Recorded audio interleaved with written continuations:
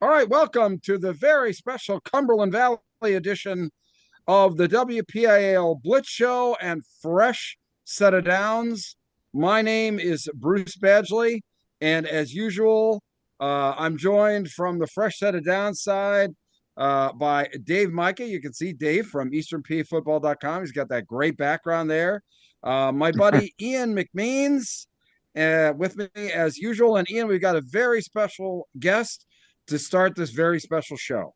We do. We have head coach Art Walker of the North Allegheny Tigers, six-time Wpial champions for North Allegheny. And Coach Walker has the distinction of winning Wpial titles at multiple schools as well. So congratulations on back-to-back Wpial championships, Coach. And thanks so much for joining us tonight. Absolutely. Happy to be here. Excited that we're still playing football and looking forward to the week to come. So you have coached in state championship games before, won state championships before. How does this group compare to some of the other teams that you've taken all the way to winning state titles? Obviously, I think the first thing people say, they compare talent-wise. You got to have great players to get to this point. You have to have but I think what separates them is the team chemistry that we have. There's a genuine love for one another. They care for one another. They're a close-knit group. They experienced a lot as juniors. Several of them started as sophomores. So they've gone through a lot together. They won a WPIAL championship last year and then lost in the first round of the PIAA playoffs. And they remembered that experience and wanted to change it. And we did that against Erie, and then fortunate to do it again against Harrisburg. And now we're in a position to play in the state final. And, the credit goes to them first. And then, the coaching staff. I've been with a great group of guys for a number of years. We have not had a lot of turnover, and the dedication that the guys give to our program is remarkable. So it's a combination of having some great coaches, but a lot of great kids that have sacrificed a lot. Dave? Yeah. So what has stood out for you during this run to the state finals? Well, I think the focus that they took into the WPIAL championship game against Central Catholic, and what the outcome was with that, and holding on to that mindset and that work ethic, and that just overall focus, and carrying that on week to week. I think we've just kind of hit reset. You have the opportunity to play 7 more days of football, and you get one more game. And are you going to fight to get 7 more days and one more game? And, I think they just kept that locked in. The coaches have been locked in, and then you get to this point where, starting tomorrow, we're down to 5 days of football left in Pennsylvania. So, this continuous countdown that we've had going is coming to an end, but it's coming to an end just because there's only one team left to play, and we're extremely blessed and thankful to be the other one playing them. Coach, one of the things that, all you teams that are playing now have is, you're always kind of beat up. I mean, you played an awful lot of football this year.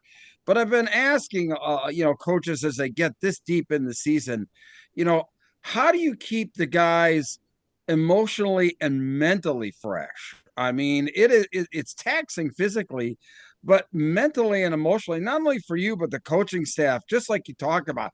God, going through the grind there, how do you get that?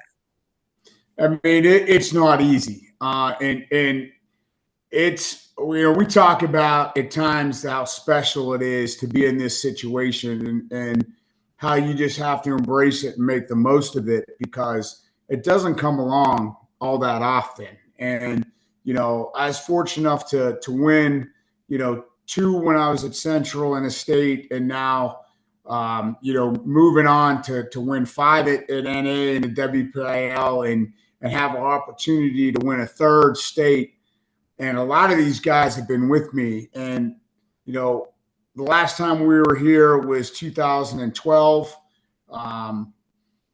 You know, the work, the dedication, you know, it's long. I mean, it's an NFL season. And, you know, you're lucky if you get a break in a week. And keeping your players healthy is a key, but keeping your mind right and keeping a focus. You know, we talk about, you know, sometimes it feels like Groundhog Day. You know, your Monday, your Tuesday, your Wednesday has been the same every week for, 16 weeks now. You know, Yeah. we've had that Saturday after a game. We've had that Sunday coaches meeting, Monday's practice with the installs, and then doing this, and then Thursday being your easier day, and then Friday being a game. You know, you just kind of get in this mode that it's what you do, and long days, long hours, and, you know, then all of a sudden it comes to a screeching halt when you don't have it anymore. And then we don't know what to do with ourselves. You know, every guy will tell you, like, you know, you're like, oh, okay, a couple of days afterwards, but 5-7 days later, you're like, what am I supposed to be doing right now?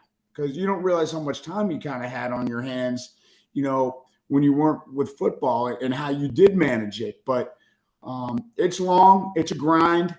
But when you have players like we have right now that we really just love spending time with, love coaching, I think our coaches, you know, get along great.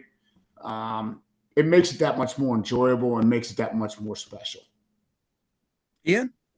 Yeah. So one of the things I always like to ask on these shows is that, you know, it's really easy to find stats and get accolades for the big name players, you know, the Logan Kushners, the Kieran Boyds, the Tyree Oluwalus of the world. But one of the things that's been really impressive about your team has been your line play, both on offense and defense. So if you want to take a minute and just give some shout outs to the guys in the trenches, because we know on this show that that's where the game's really won and lost. And we like to try and highlight those guys because they don't get as much press as, you know, the skill position players. No question. You know, we've got a first-year center in Ryan Ronaldo that earned a job and kept it and wasn't going to let anybody take it away from him. You know, we've got a left guard, Joe Booth, that we kind of make fun of his height all the time, but he's tough as nails and strong as a bull. You know, Nathan Hoke, Nathan Hoke, that's his brother. I've coached 3 Hokes now. Lincoln Hoke, our right guard. You know, he's a sophomore that is you know, playing like a senior on the offensive line, and we've had a guy fill in at offensive line at multiple spots. Is another sophomore, Ryan Logan. Those guys are all first-year starters and have played remarkable on the offensive line. The tackles are guys that were there last year. Cameron Chamora is a Marshall commit, and he has had an unbelievable year. And Jack Yachenko, our other tackle, is a junior that is making a name for himself this year, was a starter as a sophomore. You know, you'll have Yachenko and Chamora and Hoke kind of fill out that interior defensive line. And then Daniel Sellers, who also plays tight end for us, and Aiden Buggy, who also plays like an H-back fullback for us. They're our edge guys. And they've been when you have that kind of when you have that kind of physical presence inside with Hope, Chamora, and Yachenko, and the speed and athleticism that Buggy and Sellers bring, and Sellers is a Richmond commit. I think they hit the lottery with him. The year he's had, he's been unblockable, he's been unstoppable at times, and he's been a force. So when you say games are won and lost, I think a lot of our opposing coaches will tell you that, you know, those two groups separate themselves quietly.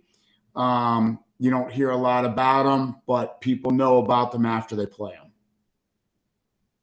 And you mentioned the Hoke clan as well. So Bruce and Dave, you might be aware that those are the kids of former Steeler Chris Hoke.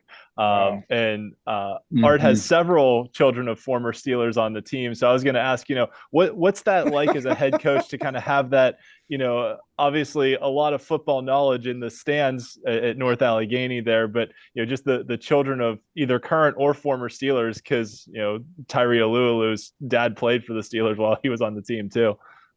Well, we've had some really great families, and when they came to play for the Steelers and wanted to be in a community and an excellent school district, North Allegheny, and they've been nothing but supportive. I mean, it's been phenomenal. Joey Porter Jr. Played for us. He's now obviously with the Steelers after Penn State, and we had a younger brother play for us too. And, Kyron Boyd is a cousin of the, the family of the Porters. And then you have the Hokes. You have, Tyson Alualu is a heck of a D line for the Steelers, and Tyree's a captain of ours and been a 3-year starter. And then you have some names from the past. Aaron Smith's son graduated a couple of years ago. And Aaron Smith was a volunteer coach for us for a number of years until he started coaching basketball. And so he gave up the football end of it. But one of our current coaches, Jeremy Tooman, great tight end for the Steelers. His son played for us and had a heck of a volleyball career at Penn State. And Jeremy has been coaching for us off and on. He took a small hiatus because of his kids playing in college and things like that. But he's another one of our volunteer coaches. So some of them have actually worked with us. And, with Aaron and Jeremy, and you want to talk about two phenomenal players, but great coaches, how they would break stuff down for these kids and give them a little bit of a different edge and teach it. It's been phenomenal for us. It really has been a great experience. A lot of people ask, they know a ton of football and they know this. Are they a problem? It couldn't be further from the opposite. It's really been a great experience for our players, and for us. We've had some Steelers come and work out, and when you see guys like that putting that kind of work in, and our players get to see it, and they also get to see like how big and athletic and how they move and it's tremendous. It's just an all around great thing for experience for our team and our program. Oh, fantastic. And our buddy Bob Long from Philadelphia joins us. Bob, glad to have you with us. Why don't you had a question for Coach Walker? Well, sure. And I certainly apologize if any of this is repetitive, but thank you for joining us here, Coach. You think about your road to this point through the Wpial, a tremendous game against a really talented Harrisburg team.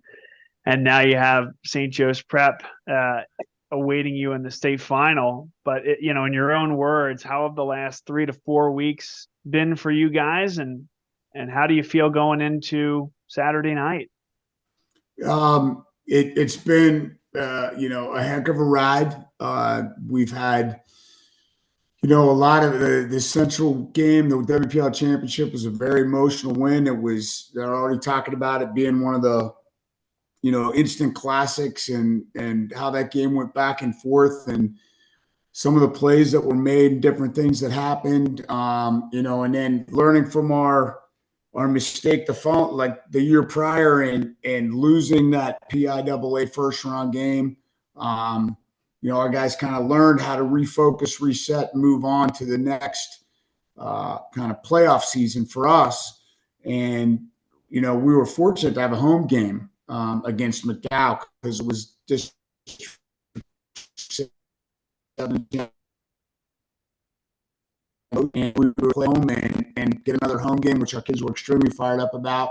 And then playing a Harrisburg team that's very, very talented.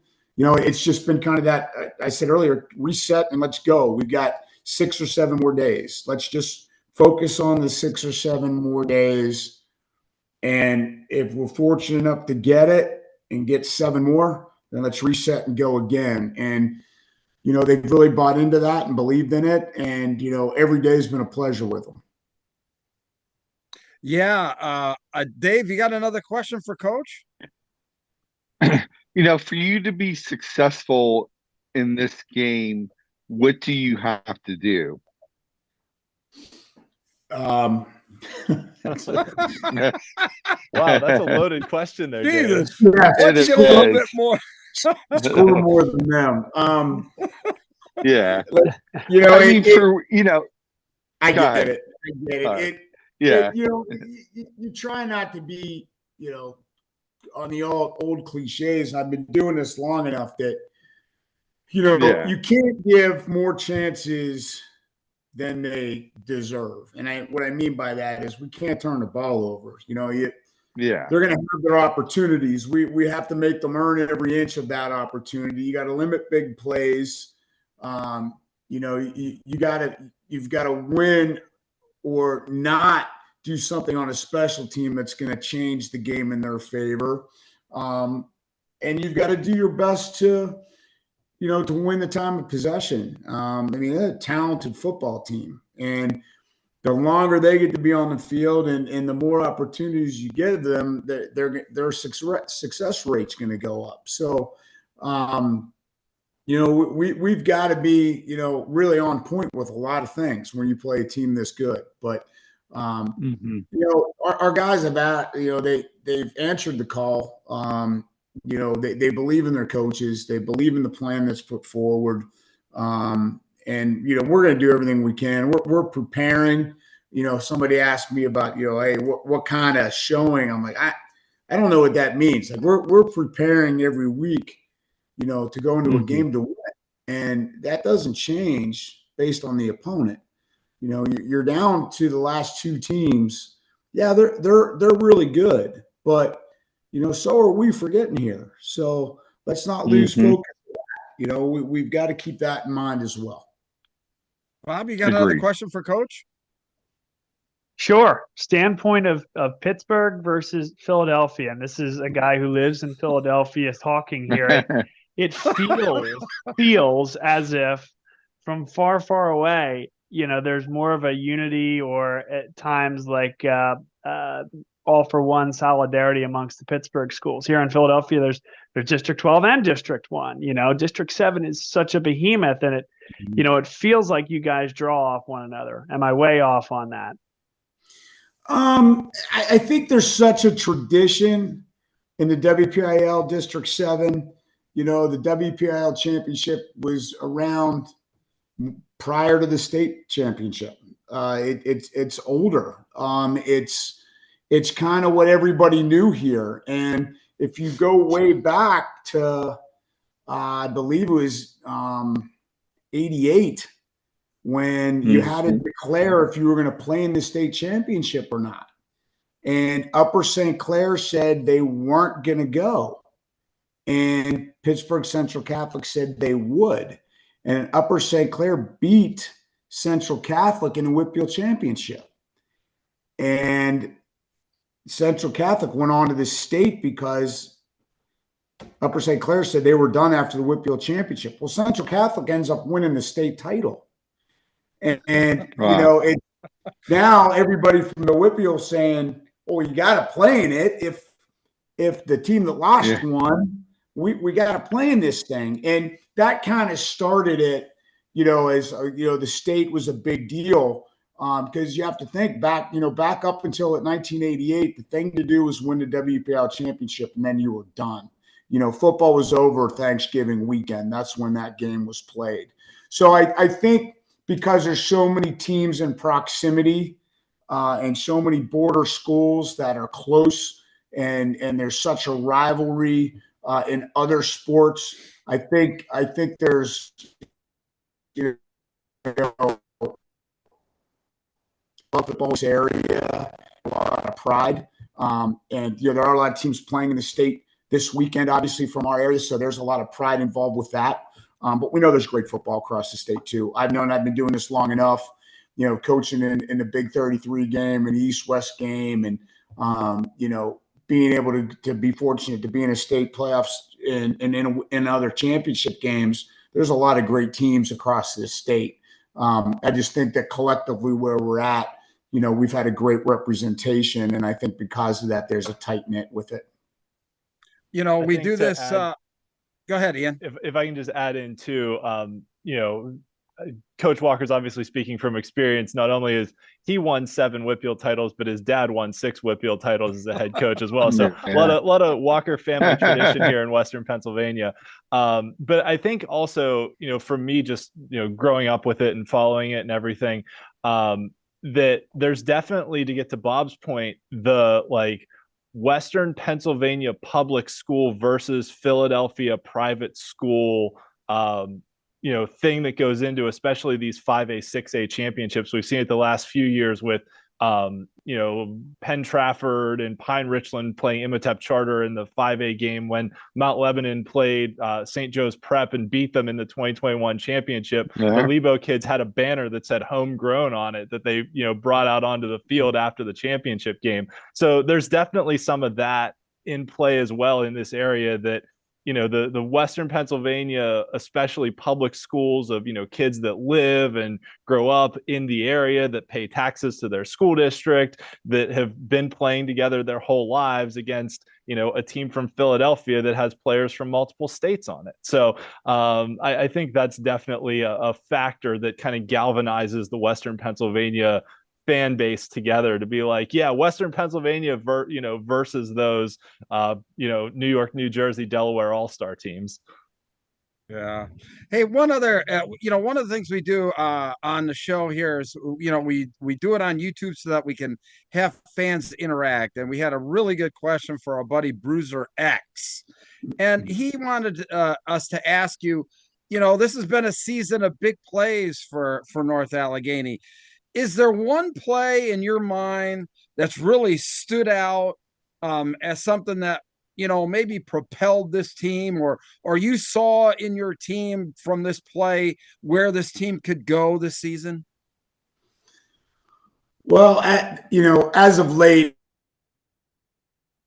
in the WPIAL championship game, there's a play that sticks out, I think, in everybody's mind, that Logan Kushner ran a quarterback design run into our boundary, picked up a couple great blocks at the point of attack, put his foot in the ground and kind of cut back through, and then just took off. And not really sure, how he got through other than reading some great blocks. And then was he going to make it? Ended up being about a 65 or so yard run that put the game away. Some of the blocks on the play were significant. It just looked like everybody on that play did their job and did it exceptionally well.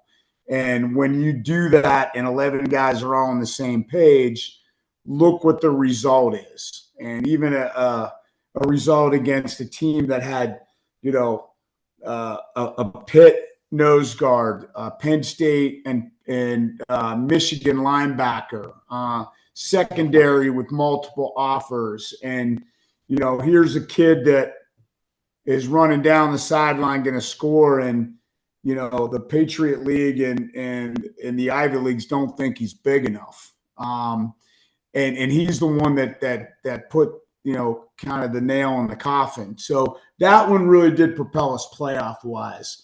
During the season, I think we played with such consistency after we lost our first game to Central. There was a different focus and different mindset. And I actually think that it's not a play, it's a game. Losing that game kind of reset us to have a different outlook and a different approach on the rest of the season. Yeah. Very, very interesting. I'll tell you what, Coach, it's been a pleasure to have you. I know that, we took up a bit of your time here on, a very structured week, it sounds like, here North Allegheny. But, I'll tell you what, thank you very much for your time tonight. I know that Bob's going to be broadcasting the game for the NFHS network, and we'll, be touching base with you.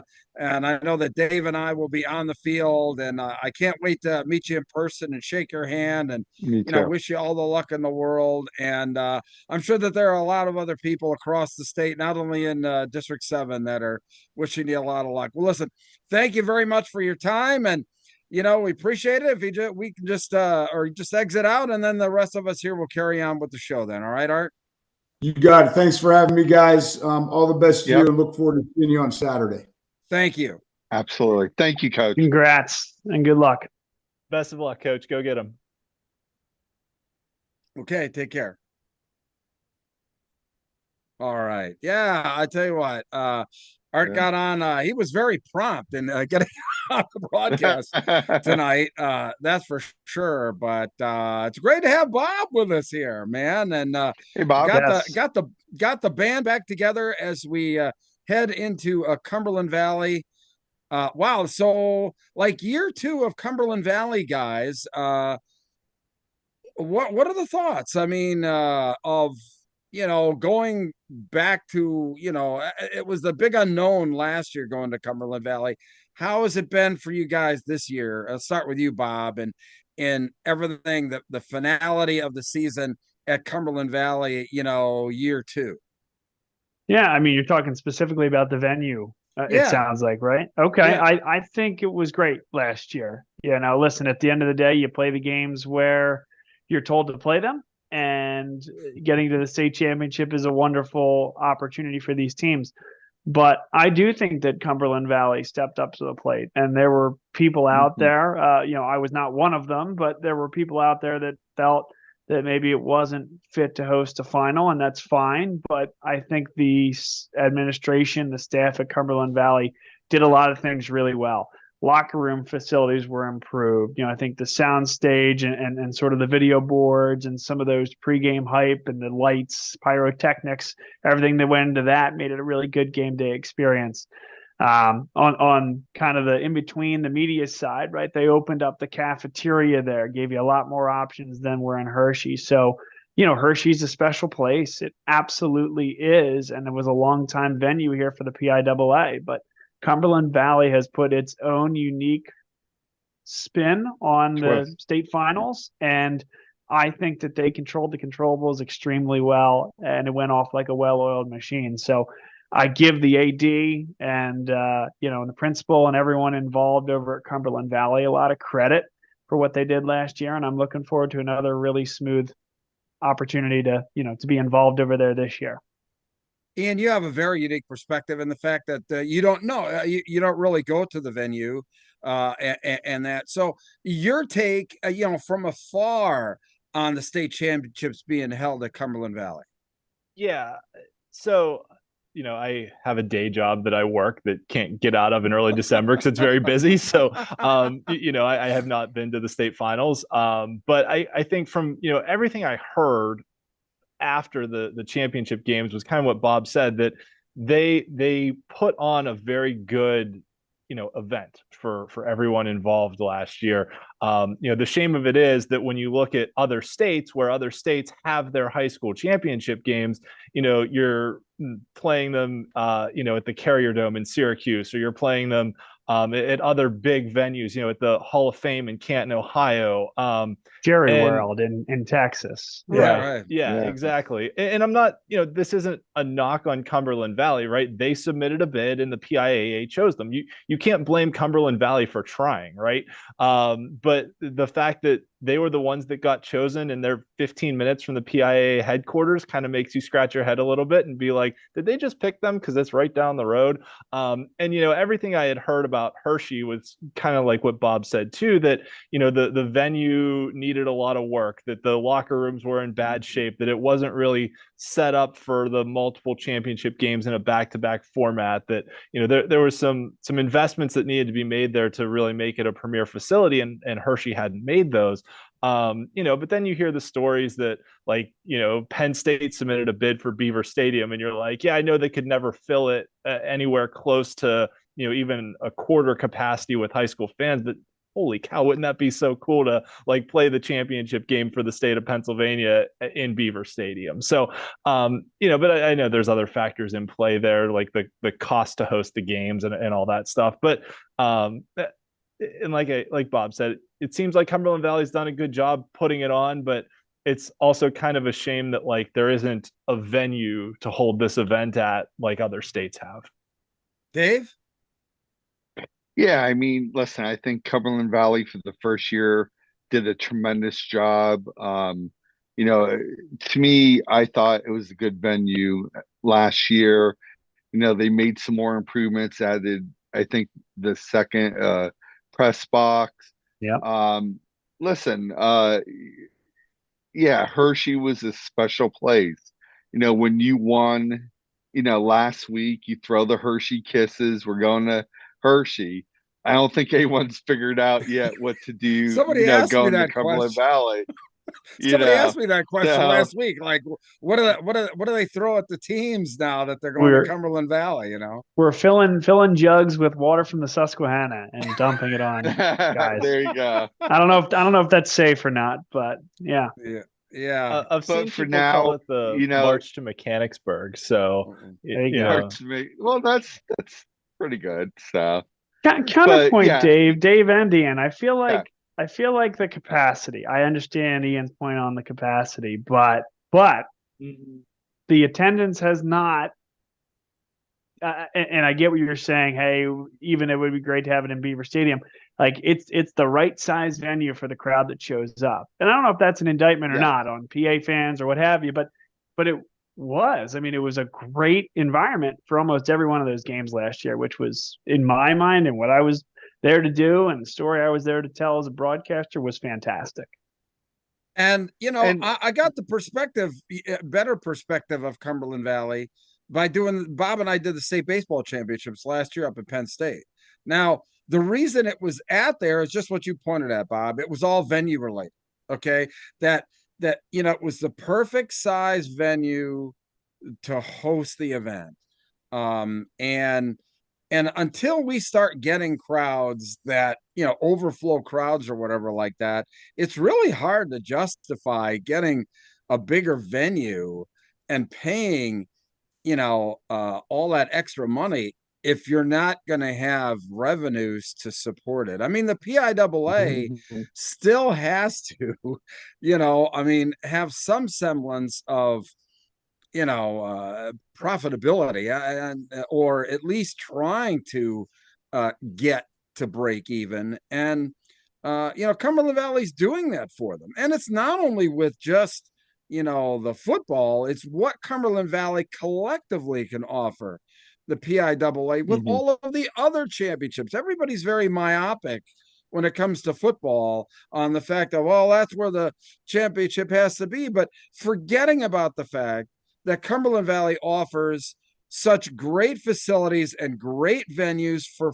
far more than football, I think is a lot of the reason why it was a package deal. Point. Package deal that the PIAA took. And everybody's like, like you said, Ian, everybody wants to have the best place to have it. But in the overall scheme of things, I think PIAA made the right decision. I think Cumberland Valley's doing a great job. And it's for the collective good of all of the championships, not just football, I think is why we're there. So anyway. And I think you hit it right there. But, one of the other things that I think we need to look at is the crowd. Obviously we're not getting huge crowds. Is the season too long? You have winter sports right now.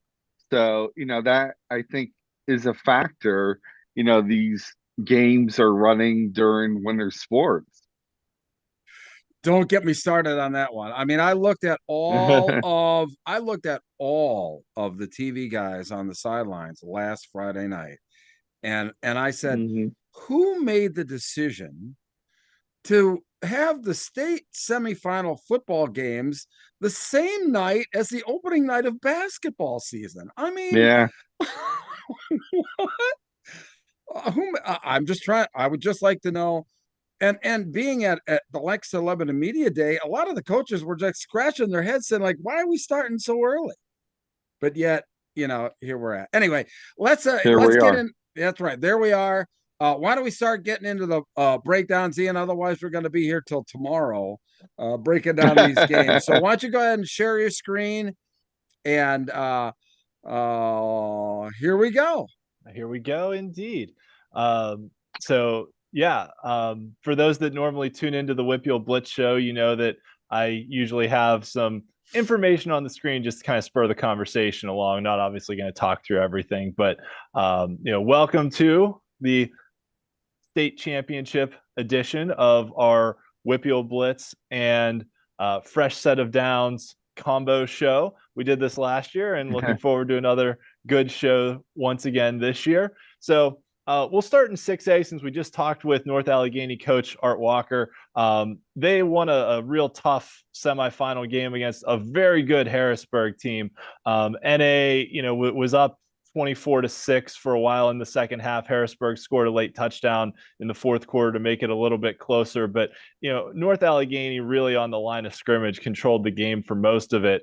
And now sets up a game against, the behemoth that is St. Joe's Prep that pretty much just rolled through the eastern half of the bracket. I'll let you guys who covered that game talk more about that semifinal. Bob, go ahead. St. Joe's Prep was impressive, and they've been impressive all year long. CB South had a great year. It was a team that upset CB West 2 rounds earlier, and I think that showed a little bit, right? So Downingtown East upsets an undefeated Downingtown West. CB South upsets a really good CB West team, and so you kind of got two teams playing with house money. CB South gets to St. Joe's Prep. All that to say, CB South wasn't able to compete in that game at the level that they would have needed to keep it close. St. Joe's Prep with a heavy dose of running the football for a vast majority of that first half. And quite frankly, Ian, the play calling was pretty bland. They didn't give much away in terms of what they'll see out of what I believe is a very, very strong, western side of the bracket compared to the rest of the eastern side of the bracket, speaking just for 2023 here, but that's what I've seen.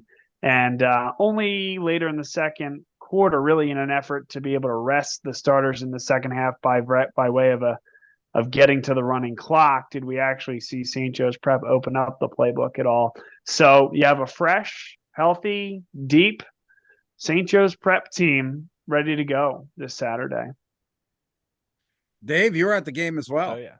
Yeah, I mean, Joe was there, and in his article he said 8 seconds in the game was over.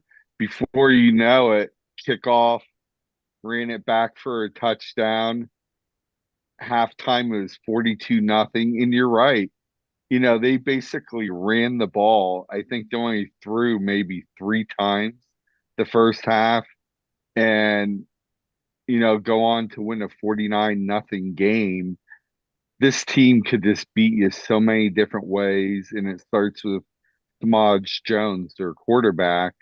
It's going to be a tough task for North Allegheny to defeat the 9th ranked team in the nation. And I'll tell you, again, this St. Joe's Prep, I mean, the only loss they had is against the number 1 team in the nation, IMG Academy, by 3 points. So, if you want to look at, come check out this game, you're going to see a lot of Division I talent on both sides. Yeah, Ian, I think the next slide, we got actually a matchup of the game, right? We do, yes. Yeah. So since I kind of set this up that we could recap the semifinals and then talk about the championship matchups. And I have a typo here. That should say 2023 comparison, not 2022. So whoops, my bad. Ian, Ian's the only one that finds his typos. Nobody else does. So yeah. But at any rate, on paper, these teams seem to match up somewhat similarly in what they like to do. I mean, they both have dual threat quarterbacks, although, North Allegheny's Logan Kushner will run a bit more than Samaj Jones will, but both of their offenses, from what I've seen, seem to start with the quarterback position kind of as the catalyst, and then everything kind of flows from there. When I was looking at St. Joe's Prep's stats, it was impressive to me how much they've kind of spread out the work in their backfield. I think they had 4 or 5 running backs that all had over 400 rushing yards. North Allegheny will sprinkle in some other guys into the offense, but especially through the playoff run, it's been a lot of Logan Kushner running the ball. And to Dave's point about St. Joe's Prep running back the opening kickoff against CB South, that actually happened in North Allegheny in the Wpial Championship game, that Central Catholic ran back the opening kickoff for a touchdown, and then NA got the ball and went on a long scoring drive. And what they've been able to find, with this sort of dual threat quarterback of Logan Kushner and the play that Coach Walker talked about, it was a design quarterback run. And when you have that either wildcat or just quarterback run, you get a hat on a hat, and there's only one unblocked guy. And on that play, I think it was like the far defensive end from the way they were running was the only unblocked guy. And, basically that kid's got to make a play coming from that far side all the way down the line. And that's tough to defend if you block it well. So they've found something there, and they've kind of ridden it through after that Central game through the state playoffs as well. So it'll be interesting to see. And the 2 edge rushers that Coach Walker mentioned really have just been dominant in these playoffs and really made it hard on opposing quarterbacks to do anything between Daniel Sellers and Aiden Buggy. Bob? Well, it's interesting you say that, Ian, because St. Joe's Prep has had to move the line a little bit. So the right tackle has moved over to play left tackle, and the left tackle has come in to replace a left guard who hasn't been able to play in the PIAA playoffs, meaning they have a brand new right tackle in there. So that's 3 positions affected there, albeit only 1 departure in the offensive line for St. Joe's Prep. Has not been a problem to this point. But if you talk about talented edge rushers that can put a bit more pressure on Samaj Jones than anyone else has been able to do, perhaps one thing to keep your eyes on as you're watching that game on Saturday. Dave, your thoughts?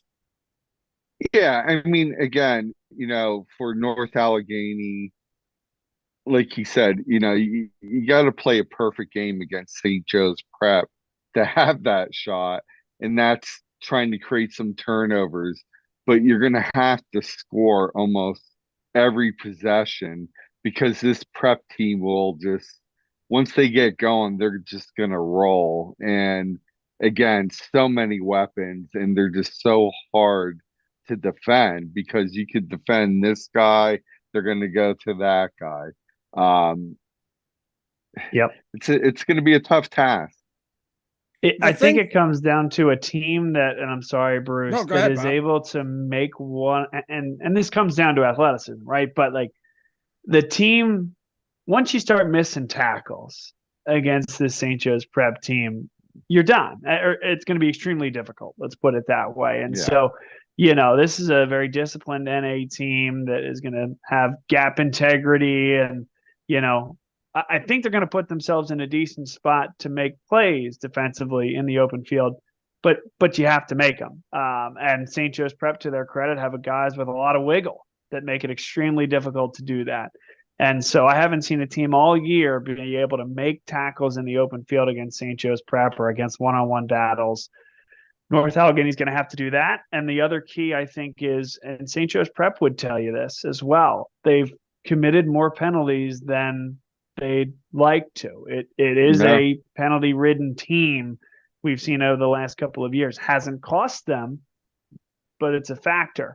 And so when you do get them backed up behind the sticks, 2nd and long, 3rd and medium, to get off the field is the challenge. But they do open that door a crack at times with the penalties that they draw, basically.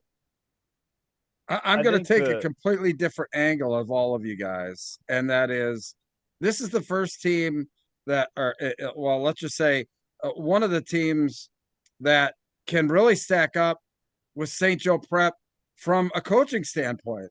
I mean, Coach Walker, multiple state championships at multiple schools, a coaching staff that's very consistent. This is a team that isn't going to get spooked. That was the perfect example that you talked about, Ian, on the fact that Pittsburgh Central Catholic ran back the opening kick for a touchdown. And what did North Allegheny do? They turned right around and they took the ball right back down the field. So I think that it's something that, from a coaching perspective, that a lot of experienced staff, and I'm really anxious to see what wrinkles, if any, Coach Walker is going to throw at St. Joe Prep, because one of the things that I always felt, regardless of the great talent on the field that has always impressed me, was St. Joe Prep's game plan and coaching. And I'm really anxious to see how these coaches, I'm really anxious to see the chess match that's going to go out on the field, because we're going to see an awful lot of talent. And I think this could be one of the best 6A games, from, in a couple of years. Obviously, Mount Lebo won, a couple of years ago. But I think that from a talent perspective, and coaching perspective, this is going to be a lot of fun to watch, Ian. Yeah, my final point I was going to make was that I think the real key to the game is North Allegheny's ability to run the ball against St. Joe's Prep. That if Prep's run defense stuffs North Allegheny's ground attack and makes them one-dimensional, that they have to throw the ball, that they're going to be in trouble. I mean, Kushner's a good quarterback. He's got a good arm. They've got some good receivers, but I don't think they can win this game if they can't run the ball. They're going to have to, like Coach Walker said, they're going to have to grind some clock and put together some long drives that wind up in touchdowns to put points on the board. And they've done that all year, to their credit. Like both these teams are averaging over 40 points a game. So both of them know how to score. And North Allegheny definitely does. But if Prep's defense can take NA's running game out of it, I think it's going to be a runaway. I think that's the real key of the game, is NA has to be able to run the ball. But I think we all agree it's going to be a lot of fun. I think the front four for St. Joe's Prep is the best front four they've had in years that I remember. Let's put it that way. Maybe not the front seven, because there was a time where you had the two Trotter brothers playing at the same time, but Anthony Sacca just moved down from safety this year, and he's an elite outside linebacker. Alex Haskell is a sophomore that's just unbelievable. Maxwell Roy can go anywhere he wants. Ivan Bailey Green is a great player, just a little undersized for Division I. But so I guess that is the challenge, and I think in terms of them, can they make him one-dimensional? I don't know. They have done it to most everyone they've played this year, but North Allegheny is the Western representative for a reason, and their strength, they got to lean into it. So should be a great game. Bruce, you said you're anxious to see. The only reason I'm not anxious to see it is because that means we've already played 5 other games, and it's the last game of the high school season. I don't want it all to be over, guys. It has been a great year. All right, let's go to 5A there, Ian. Yeah, in 5A, we had one really, really close semifinal and one blowout semifinal. The Peters game was tight the whole way. Peters game-winning touchdown, the game-winning points was like an awesome toe tap catch. It was floating around out there on Twitter. The kid made a great grab in the corner of the end zone. And to their credit, Cocalico, they played tough on defense. They recovered a fumble, in plus territory with about a minute to play, and had a 3rd and goal from the 2, or maybe it was 4th and goal from the 2 with like 3 seconds left. And Peters' defense stood strong and kept him out of the end zone on the final play of the game. So this one came down to the absolute wire. But Peters kind of did what they've done all year, which was stand tall on defense. There was a point in the season, like 7-8 games into the season, where Peters Township's defense had scored more points than they'd given up with all the return scores they'd had. So it was pretty impressive. They gave up like 21 points in the final game of the season, so that kind of swung it the other way. But there was a while where like they'd scored 5 defensive touchdowns and only given up like 30 points all year. So their defense is really, really good. And they've just played with a ton of heart all year. And one of the things about Peters Township is this is their first Wpial championship they've ever won. So it's their first time into the state bracket. And they like just missed the playoffs last year because only 8 Wpial teams get into the 5A playoffs. And we don't have like a power ranking system like other districts have. So it's based on where you finish in your conference. And they like just missed out on the wild card on like a tiebreaker, basically. So they brought back a lot of kids, but also have inserted some young players. I'm just going to jump ahead because we all know that Imhotep killed Strathaven. But like Nolan DeLucia, Peters' quarterback's only a sophomore, and he didn't start last year. Chris Sabroni, the kid who started last year, got hurt early this year, and Nolan had to step in, and now is thrown for over 3,000 yards and 32 touchdowns. But they've got 2 running backs. Vinny Sarcone is the lead back, but they've got other kids who can run the ball. They've got like 5 wide receivers that can all do damage. So Peters is a very well-rounded team from a skill position standpoint. I don't know if they really have anyone that's like a major D1 recruit right now like Imhotep does, but they're a young team and they can just beat you in so many different ways. And their defense just plays with a ton of heart and flies to the ball. And they've been able to ride that emotional wave all season that I think they came into the year on a mission because they missed the playoffs last year and had something to prove and just swept their way through the regular season and into the playoffs. Bob, your thoughts on this one and Imhotep specifically? Yeah, it's yet another trip to the state finals for Imhotep Charter. Ian, you have the record there in bold print, 1-6, and that's the story, at least from the eastern side of the bracket. There's no doubt about it, and it feels as if here we go. It's another one of the same types of teams that's gotten them in years past. Penn Trafford had a couple of guys out of that backfield that were really, really talented, and I think Imhotep in some ways didn't have their best effort in that game. Last year, I was supremely impressed by that Pine Richland team, and I don't really, assign that loss per se as one that Imhotep should have had. I think Pine Richland would have had a shot against any of the teams that won their respective classifications at any level. Would have given St. Joe's Prep probably a better game than Harrisburg did. Would have given Bishop McDevitt a really good game. So, that team I think was special. This year, Peters Township, I think you look at the defensive unit of Peters Township against the offensive unit of Imhotep Charter. And for me, it was, and Bruce, I think you'll agree, Mikhail Davis went from 2 years ago, certainly not a liability, but more of a game manager at quarterback, to last year, where they were having trouble running the football against Pine Richland, and they were forced to air it out. And Mikhail Davis, was very effective in that regard. It was the defense of Imhotep Charter that really didn't even get a stop the whole game, except for, I think, the first drive where Pine Richland drove it to the 1-yard line and then turned it over on downs there. So, the question is, will Imhotep Charter's defense be up to task this year? Will Davis, be up to task? Wallace Coleman is incredible, some talent on the outside. And then for Peters Township, it's an opportunity here to be the 3rd straight team from Pittsburgh to upset Imhotep Charter in the final. An incredible year for them. And I look forward to, the wonderful defense of Peters Township against the revamped offensive Imhotep. That's my matchup to watch.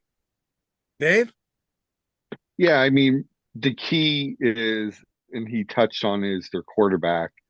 This is a 3-year starter. He just last week threw, I think, almost 300 yards, became the school's all-time career passing leader. And, this is a kid this year, I think he's more relaxed. In the last couple years, he seemed like he was kind of at times forcing the ball. This year, I think he's just relaxed and he's just gearing back and throwing it. And I think this is what could be the difference for Imhotep this year, is his leadership. So in this game for Imhotep, and like you said, Imhotep's defense has to try to stop Peters' tremendous offense. But I think for Imhotep, if Davis could have a big game and really control that game, throwing, running, they have a shot this weekend. I think that, following Imhotep and even going back to even Bob, when you and I talked to Devin Johnson, going back to a 7-on-7 up at Penn State, there's been singular focus for Imhotep Charter the entire year. There's nothing short of winning a PIAA championship that's even in their thought process and has been for some time. And they're pointed specifically to this one game for months. I think that, they are just a team on a mission. And, you hear me talk about this at nauseum, unfortunately, you guys, but I think that Peters Township, you've touched on it as well. They haven't experienced, this level of success. And, do they have that in the tank, to get over the top? Imhotep Charter, I think that they do. They've been here a couple of times. The coaching staff, a lot of the players, they know what it takes physically and mentally to get through this game. And that's, I think, that the task for Peters Township is making sure that they can try and match the intensity of Imhotep Charter. I think talent-wise, I think that they've got it. But I think that, obviously, emotionally is where I think they're going to have a tough time getting back to where they need to be. But that's just me. The one other thing I want to mention, and Dave and Bob both kind of hit on it, but I'm going to go back to the bracket here for a minute. Peters Township, through their run in the playoffs here, has not really faced a team that likes to throw the ball. So Cocalico in the semis was a run-heavy team. Erie Cathedral Prep in the quarterfinals was a run-heavy team. And then the two prior to that, the Wpial Championship game against Pine Richland, halfway through the year, Pine Richland switched to a Wildcat option on offense and had a lot of success. Actually beat Pittsburgh Central Catholic like 2 weeks after they stomped on North Allegheny. So, and that was kind of the wake-up call that Central was vulnerable. And I think North Allegheny kind of used that model when they beat them in the Wpial title game. And then even in the round before that, a game against Moon, who was also a Wildcat quarterback type offense. So Peters has really played run-heavy teams for like 4 weeks in a row here. So they've got talent in the secondary, but I think this game's going to test their secondary a lot more than they've been tested in months. Yeah, good point. And I'm going to touch one more thing. One player to keep an eye on in MLTEP, freshman receiver Kareem Abdul. I think it's Hawk, Haqq. This kid had 2 25-yard touchdown catches last week. And watch this kid play. His route running, I mean, he's like a senior. Very talented. He's their next superstar. Keep an eye on Kareem this weekend. All right. Wow. More to come. Here we go. 4A, I guess, Ian. 4A is next, where arguably the upset of the weekend, where Dallas downed Bishop McDevitt in the Eastern final. Aliquippa all over Selinsgrove. When we talked about that game on our Wpial Blitz show, I said on paper those two teams matched up pretty well together, and Bruce made the point that Selinsgrove had not seen the type of athletes that Aliquippa had all year, and that proved pretty true. Selinsgrove, to their credit, hung in that game and never gave up, but scored a lot of points late in the fourth quarter after it was pretty much already decided. Aliquippa just blew the doors off them, through the first 3 quarters. And the Quips do what the Quips do. They just keep on scoring. And I'll let you guys talk about the Eastern final here, because that was, as I was following all the results and everything happening on Twitter, I kept seeing, Dallas is up on McDevitt and McDevitt ties it, and then they blocked another kick. And I think they blocked an extra point and a field goal in that one. So I'll let you guys tell the story of the game, though. Well, being there, you're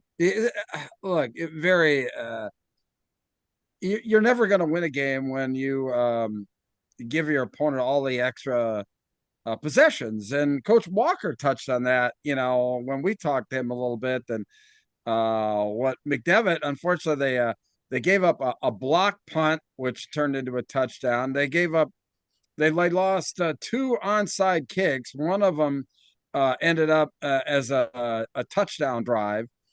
Dallas blocked an extra point. They blocked a field goal. So that was really, there was almost a 20-point swing just on special teams there that, unfortunately Bishop McDevitt, could not recover because Dallas played a really good defensive football game.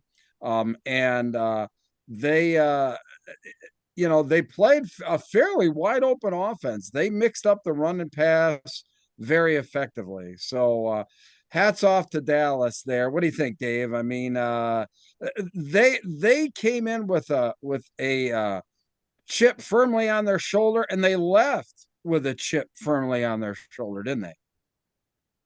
Yeah, and listen, this is a team that knocked off McDevitt, ended their 26-game winning streak. This is the team that in 2019 they were in the same position. That year they knocked off MOTEP, beat Jersey Shore, and went to the state finals and to lose to Thomas Jefferson 46-7. So they're in that same boat that they were in 2019. Again, you touched on it, Aliquippa, Selinsgrove. Selinsgrove hasn't seen that type of speed all year. Either has Dallas, but listen, this coach, his resume, like I said, 2019 knocking off MLTEP, this year knocking off. He's got a state title to his credit too, doesn't he, Dave? No, he doesn't. It was the other coach. The other coach. Okay. Yes. But this is a guy that has, coached college. He's going to have this team prepared. He gets the best results out of all his players, and for them to win, they're going to do similar to what they did against McDevitt, and it's going to be a lot of special teams, maybe some gadget plays, and just try to keep that game close. But again, in this game, you have to favor Aliquippa. This is a team that, a lot of us thought it was going to be Aliquippa, McDevitt, and the rubber match. But this is a team that I think is gearing up to possibly win, 2 state titles in 3 years. Bob, what are your thoughts? Can Dallas pull it off in consecutive weeks? Sure. Why not? I certainly think the special teams aspect of it, Aliquippa will be ready for things such as onside kicks and the like. So, certainly not going to catch Aliquippa off guard per se. But I think it comes down to the 3 guys actually that Ian so succinctly put on this slide here. Zapaticki has been really, really solid. Dylan Geske is the bell cow in every sense of the word.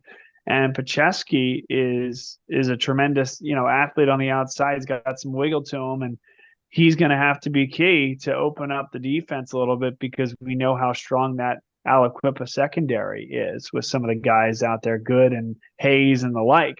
But it'll be a challenge. Sure, I think probably the betting favorite, not that we're betting, but would be Aliquippa.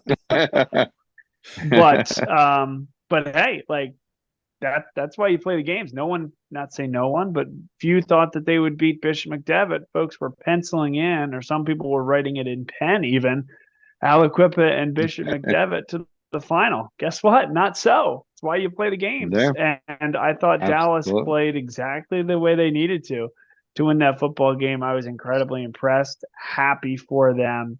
And now they are playing with house money. Ian?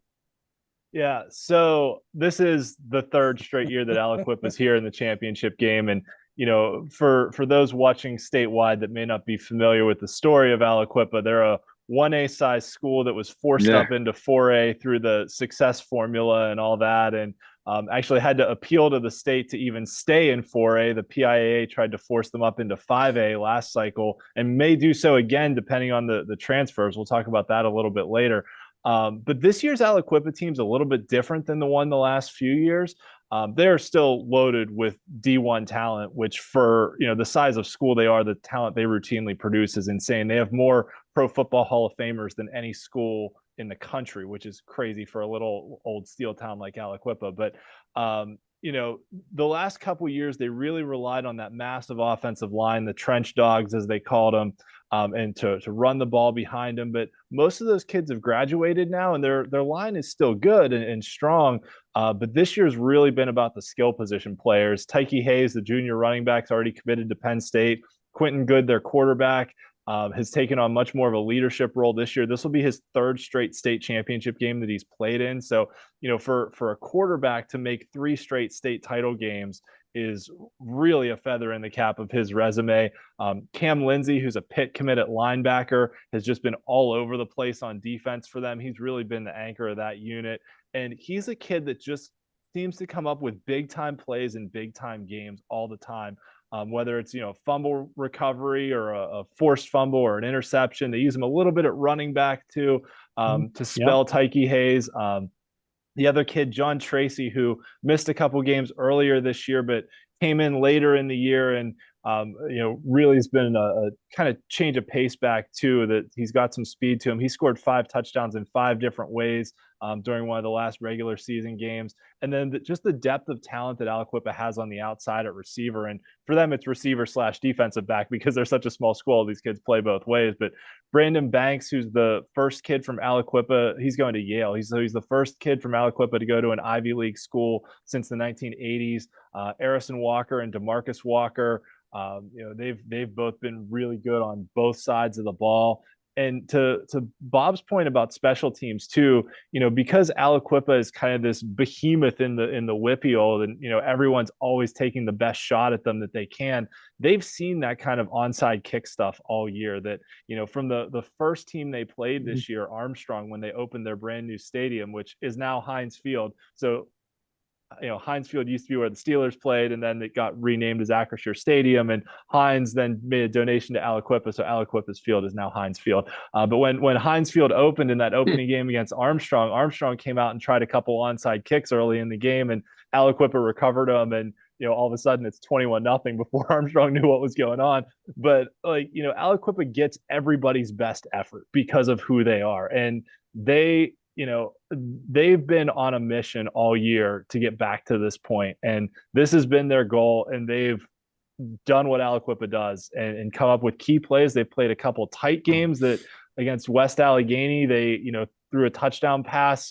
Quentin Good hit I forget who it was, might have been one of the Walkers with like 45 seconds left in the game on a 30-yard touchdown pass to win that one. And they've been just really good on both sides of the ball. A lot of the points they give up has been in garbage time when the clock's running and they've got someone in the mercy rule. So Aliquippa's got the skill position talent to score and score and score and score. And really, I think to the points you guys made, that if Dallas is going to win this game, they're going to have to get a couple turnovers, and they're going to have to do a couple things to keep Aliquippa's offense off the field. Yeah, clearly. Bob, anything else? Yeah, 2 very quick things. Ian, you mentioned that a little bit, certainly a smaller school and guys playing on both sides of the ball, not just on both sides of the ball, but of course, multiple sports. And this is an Aliquippa team that's been to the last 2, now 3 football state finals, went to the basketball state final last year as well. And a lot of these guys, almost all of them, I think the starting 5 for the basketball team are all football players. And talking to Mike Warfield earlier this week, he said basketball practice starts Friday. So that's kind of how it goes. They're going to play Friday night in a football state final, and then these guys are going to go play basketball starting on Friday. And then on the Dallas side of things, Bruce, you'll remember that they represented their side of the bracket in the baseball state finals this past spring. Mm-hmm.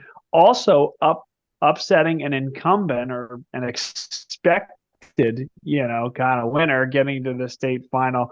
They upset Archbishop Wood on the baseball side, and of course, upset Bishop McDevitt here on the football side. So you get down to these levels, you see a lot of multi-sport athletes, but these two programs have been very successful in different sports as well.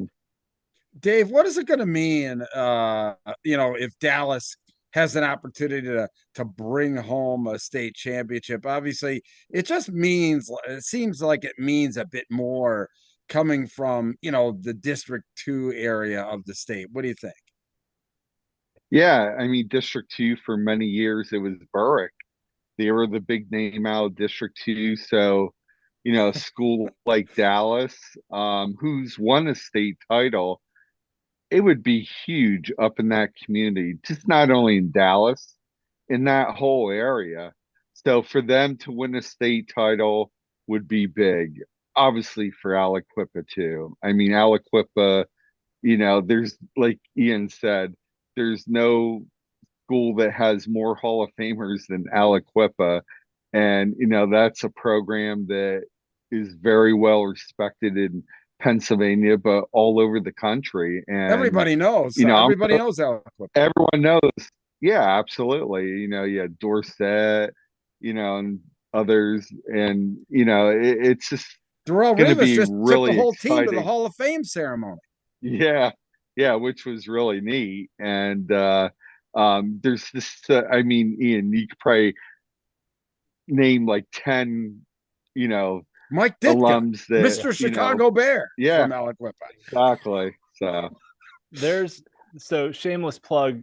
There's a great book called Playing Through the Whistle that a guy from Sports Illustrated named S.L. Price wrote about kind of the history of Aliquippa as a steel town and how the history of the town and just the sport of football and the high school football team are so ingrained together that I highly recommend anyone go out there and read it.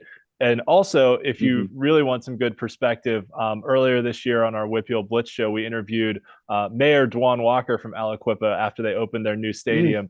And he loves talking football, and he's so much fun to talk to. So go back and listen to that show. It was so cool. They've just got so many people there that we get Quips folks that tune into our show all the time. We love our Aliquippa supporters, and it's so cool how tight knit of a community that is, and how you're basically going to see that whole town show up for this game on Thursday night. Yeah. All right. Well, we better if we want to get done before Thursday night, we better move on. So all right. So on to 3A, where Bell Vernon ran past Hickory on the western side, and then another maybe semi upset of Northwestern Lehigh beating Wyomissing in what was, from what I could tell, a pretty close game for a while. And Northwestern Lehigh scored a late touchdown to kind of pull away late in the fourth quarter, but sets up an interesting matchup here in the state final between the defending state champs and Bell Vernon, who brought back 21 out of 22 starters from the team that won it last year, against the Northwestern Lehigh team that's been impressive. I mean, they're appearing in their first state final, but they haven't lost all year and have put up a ton of points. Dave, you're Mr. Northwestern Lehigh. Yeah, I mean, for Northwestern Lehigh, it's always been their offensive line, defensive line. That is their strength. They showed it last week in the second half against Wyomissing, where Wyomissing was up 17-7. And listen, Coach Snyder said at halftime that, this could be it. And, these kids really made the adjustment. You saw it, and they ran the ball well, threw the ball well. And it starts with their quarterback, Shane Lay. He's a guy that could run the ball. He could throw the ball when needed. And then Dalton Clymer, their big running back. He's a guy that could take 15, 20 carries and carry this team. But this is going to be an interesting matchup. To me, it's going to be Northwestern Lehigh's defensive line versus Bell Vernon. Can they slow down that running attack? What do you think, Ian? That's a great question. And Bell Vernon, throughout the year with Quentin Martin, who's a Penn State commit at running back, They've used him during the regular season kind of as a slot back also. So he's also their leading receiver. He's their leading rusher and leading receiver. But what Bell Vernon did, and I think Coach Humbert last year learned kind of the grind that it takes to get to and win a state title. And that was certainly a grind to win that 3A championship game last year, needing that defensive stand at the very end to beat Newman Goretti. But one of the things Bell Vernon did in the regular season was really tried to limit Quentin Martin's touches. So it was maybe, 10 or 12 touches per game.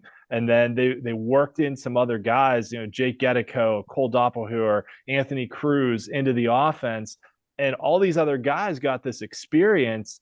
And now they have basically a slew of skill position players that can do a bunch of different things. Bell Vernon for years had just been a run heavy squad. And Braden Locks, who's an Eastern Michigan commit as a tight end, because he's got that kind of size, but plays quarterback in high school, has really kind of opened up their offense by throwing the ball more this year too. Normally a Bell Vernon team, you might be lucky to see, 600-700 yards by, late in the playoffs for a quarterback, and Locks has thrown for 1,600 yards. So I think they definitely are more multidimensional this year than they were last year. Some of that is the experience they have in the trenches and at the skill positions. But I feel like from a coaching standpoint, they've really set themselves up well to try and keep their guys fresh for this kind of run, because being the defending state champs, they knew what it takes to get to this point and to win it. And they wanted to make sure that they were fresh and healthy and didn't wear their guys out early in the year. Bob, your thoughts? That game last year was ridiculous. It was in so many ways. But it was almost one of those someone had to win, and Bell Vernon won it with the defensive stop and a wild sequence at the end. I expect an offense that has more continuity, I suppose, or that's going to be smoother. And, talking to Matt Humbert earlier this week, he believes that as well. He actually talked about that game, and more specifically that fourth quarter after Braden Locks really struggled through the first three, and he made 2 or 3 huge plays at exactly the right time. And he said that propelled him through the offseason, and now he is, again, not a game manager, but a massive asset, throwing the football, like he said, Ian, for 1,600 yards. I think it's a better team this year, quite frankly. And a lot of those juniors have become seniors, sophomores have become juniors. Jake Gedico, you mentioned him, Ian. Last year, we were told that you're going to be impressed by this guy. And it was absolutely correct that he got a lot of touches, was able to spell Martin, a little bit of a different runner. In some ways, Quentin Martin was kept in check in that game last year. A lot of people were. Everybody was offensively, candidly. The big play, though, was actually him intercepting the ball and toe tapping on our far side of the sideline as we looked at it at a key moment in that game. There's one more storyline I want to call out as well. Newman Goretti's only touchdown in that game last year was a punt snap that went over the head of Willie Schwerha, the punter. And he actually suffered what would have been a season-ending injury because it was the last game of the season, but an injury that took him almost until now to get back from. And who's the starting punter on this year's team? But again, Willie. So he's done an incredible job getting back after a really difficult injury at the worst possible time there in the state final. And I'm really excited to see him kick the ball this weekend. Yeah, I think that, they're completely different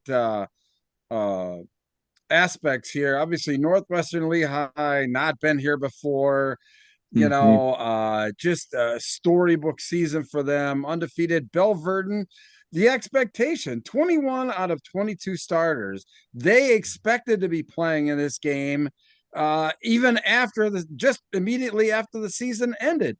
So 2 complete different mindsets going into this game. I think the confidence that Bell Vernon has by not only winning last year, but going through this entire process is just going to be so big. But once again, imposing one's will on your opponent.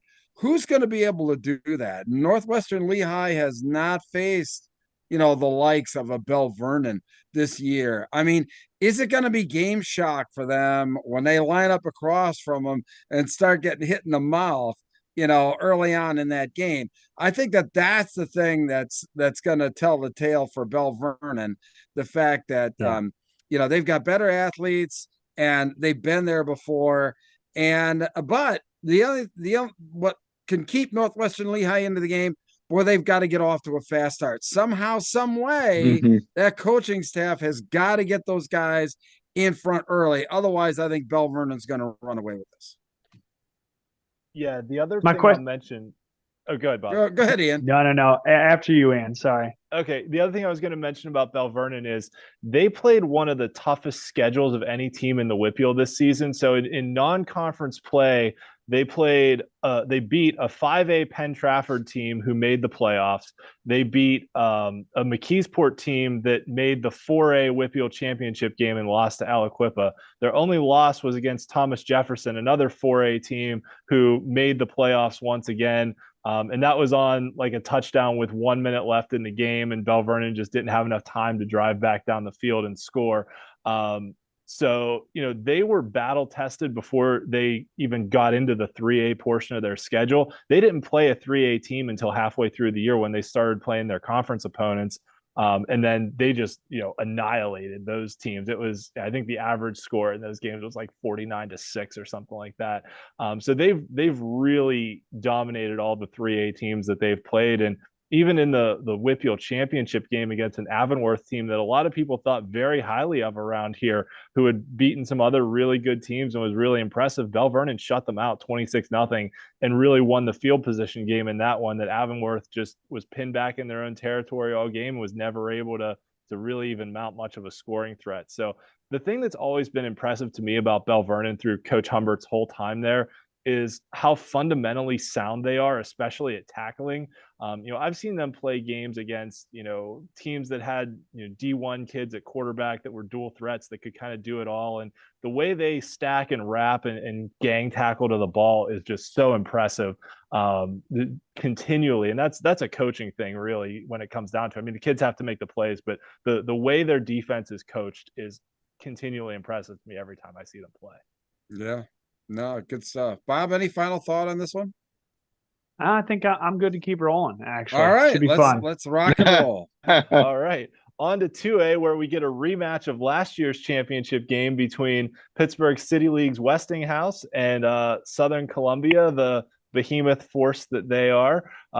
Westinghouse had to come up with a lot of defensive stops in this game. I know that the score may not look it, but Beaver Falls had multiple drives deep into Westinghouse territory where Westinghouse came up with fourth down stops inside the 10-yard line to keep Beaver Falls out of the end zone. And Beaver Falls was a team that their kicker wasn't real good, so they kept going for it, and Westinghouse kept coming up with stops. So this is a really good Westinghouse defense. But most of the kids that are key players on this year's team weren't part of last year's team. So, Khalil, or I guess they were on last year's team, but they weren't starters, right? So Khalil Green, their dual threat quarterbacks in his first year as a starter. Ty Abram, the running back. They've got a slew of talented kids at receiver too. This Westinghouse team is talented across the board, has really good skill position players, and has been on a mission since last year to get back at Southern Columbia, because the underlying storyline of this game is the videos that came out after Southern Columbia beat Westinghouse last year that included some racial slurs. And, a lot of people in Western Pennsylvania were very fired up about that. And people around here have long memories and don't forget things. So I think, Westinghouse has been on a mission and has wanted this game all year, and they got it. And, we'll see how it plays out on the field, but they're coming into this one very fired up. Dave, your thoughts?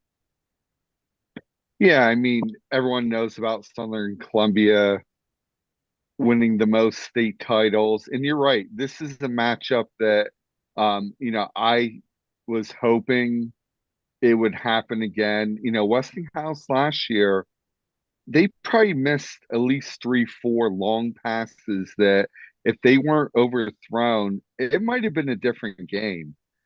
you might have been saying Westinghouse state champs.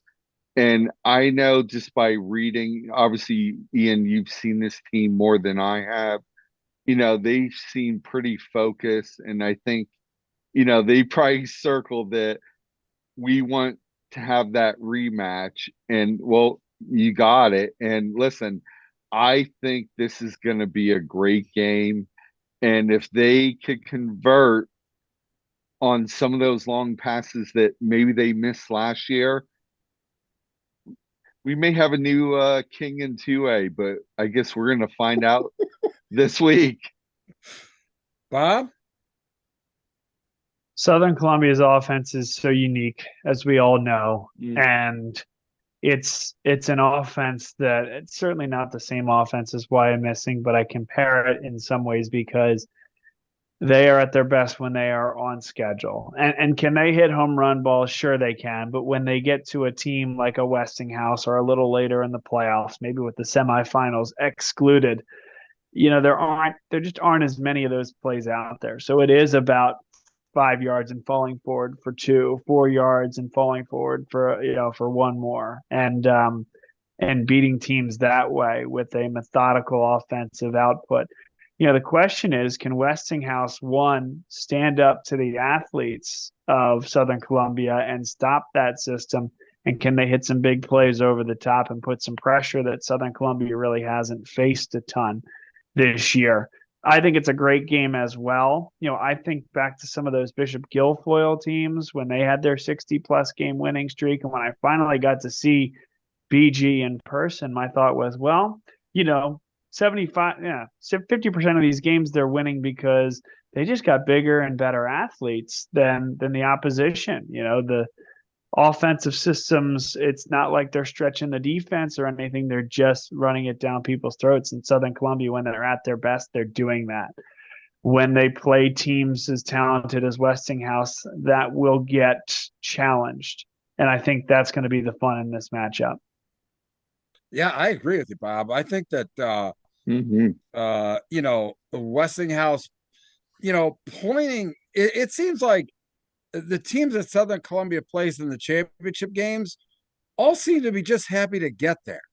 Okay, this is the first time that I remember that they're playing a team that expected to be there against Southern Columbia and aren't intimidated by them, and they want a piece of them. And I think that that's the big difference in this game over past years.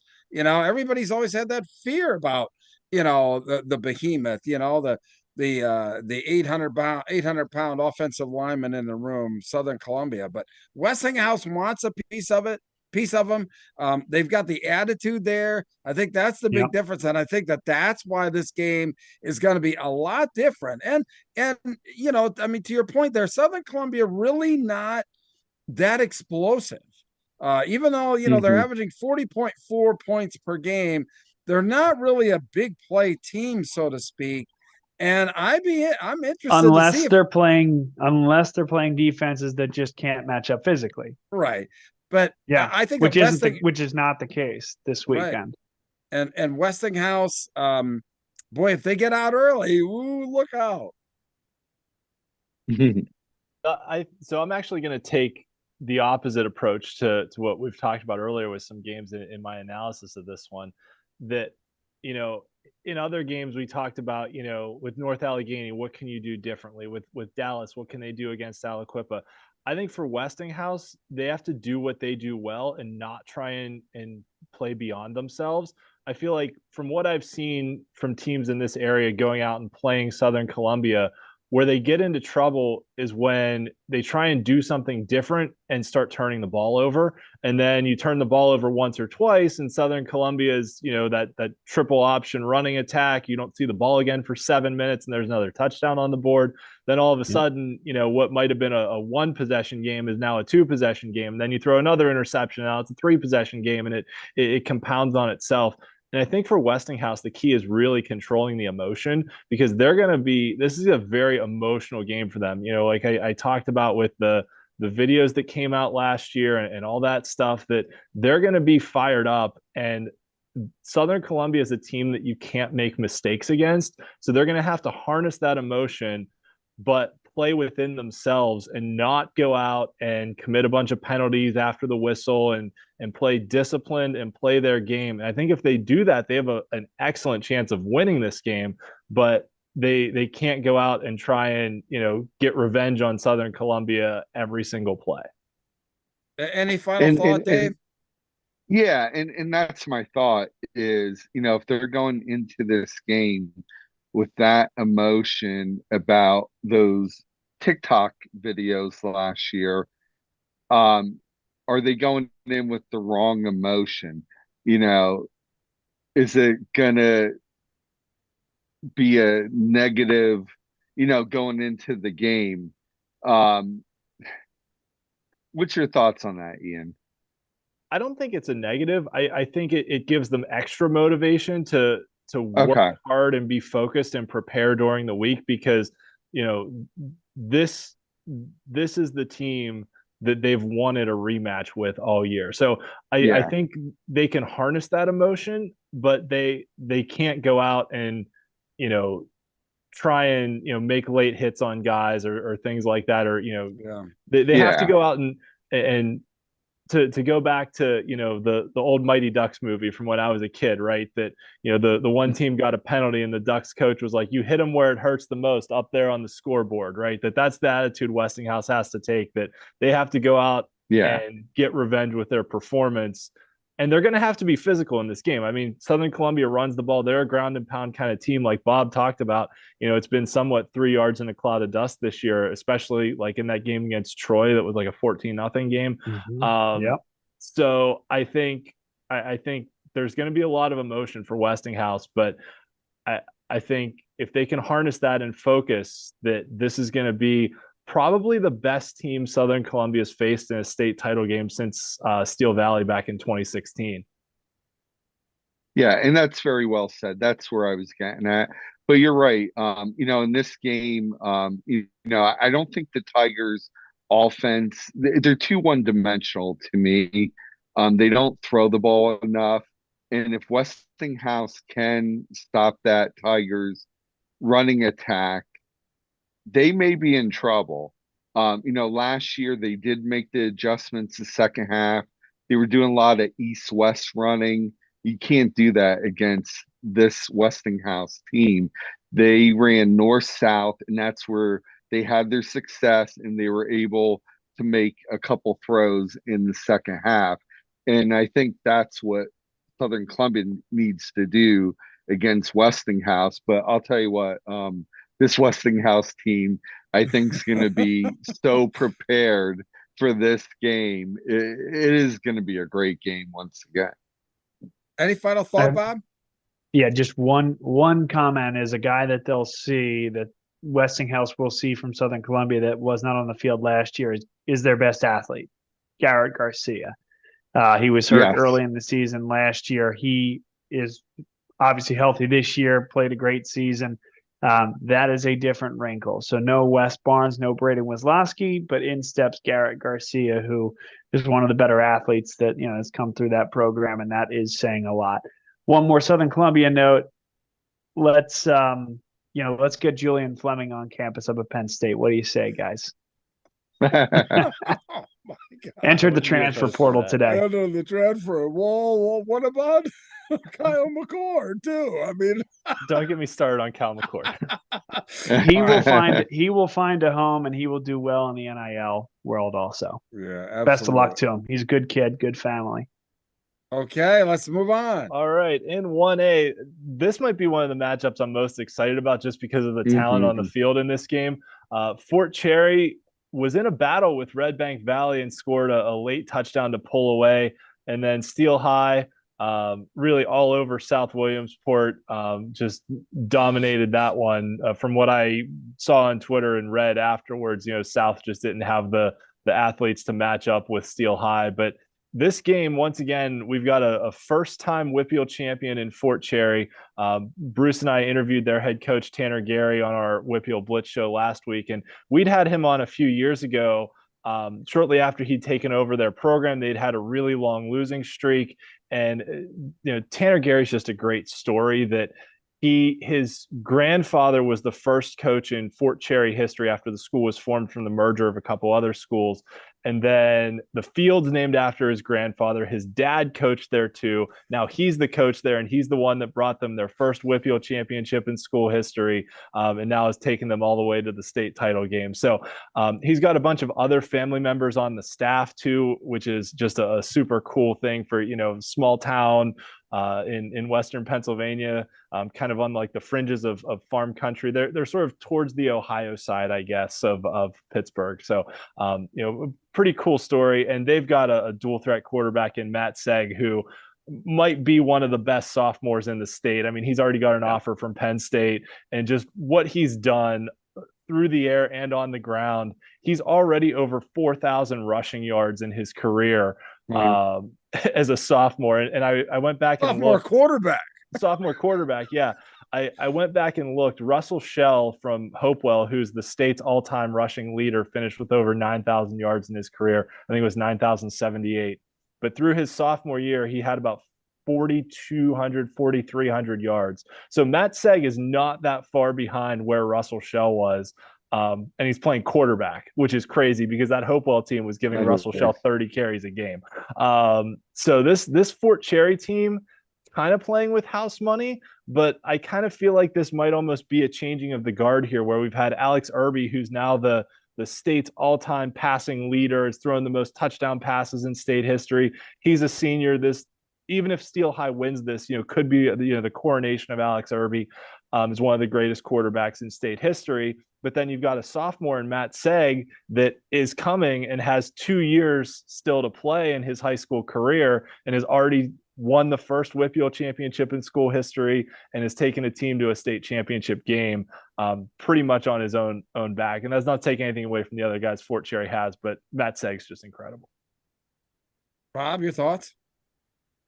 I'm super impressed by what I've seen, and I can't wait to see him in person, Ian. It is an exciting opportunity for that team. And I think back to Steel High last year in the state final. Took on a scrappy Union team, don't get me wrong, but by all accounts, it seems like this Fort Cherry team might be a little bit more prepared, for the moment, and to give this Steel High team a game. I also think this Steel High team is better than they were last year. So, makes it really, really intriguing. Could be the best game of the weekend if it goes the way I think it might. You talked about all the historical records there for Alex Irby, and a lot of them are already in the books, and he's just adding to it. Here's one that he could break this weekend: the 57 touchdown passes in a season, which was set by Central's Jeff Hohenstein back in 2021, I believe. And I think he's at 56, Alex Irby is. So all the career records are great, but actually, there you go. Yeah, 56. You have it on your board there. But 57 is what he's chasing down for the all-time single season record in the state of Pennsylvania. So that is on the table for him. Dave? Yeah, I mean, Steel High's entering this game with a 27-game win streak, a chance to win back-to-back state titles, 3 in the last 4 years. And you touched on it. Alex Irby, I mean, this is historic run for this young man. And he has a chance, like you said, to add another record to numerous records this young man has set. The Army commit, I'll tell you, this is going to be a fun game. This is probably the one game, and it's 1:00 Thursday. If you can only Strap see in one early, game, baby. watch this game, because we're going to be going back and forth on the sidelines. I think this one's going to be a fun one to watch this Thursday at 1:00. What a great way to start the weekend. And boy, I tell you what, the talent level, we're talking, the talent level at the 1A game, like you normally talk about the talent level at a 6A game. I mean, just massive star power on both sides. It's such great stories, even on the coaching staff. Obviously, it touched on, Coach Gary, and a lot of people don't know that story. I think everybody understands the story of the Irby family. Alex's dad being the head coach, his brother playing on the team. They're trying to get the third state championship in 4 years. Just incredible storylines that you would never even imagine coming out of a 1A matchup. And yet that's what presents itself. The first game out of the box, I think it's going to set the tone for the weekend. This could be 56-55. I mean, for all we know, I'm glad that you're at one end of the field and I'm at the other, Dave, because there's no way I could be running up and down this field, covering this game, because it's going to be a track meet. And I think that it's really hard to pick a winner here. And the toughest part is, you're kind of rooting for both sides in this one. And unfortunately, there's going to have to be somebody that's going to win and somebody's going to lose. And, but it's going to be a great game. Great. Go ahead, Bob.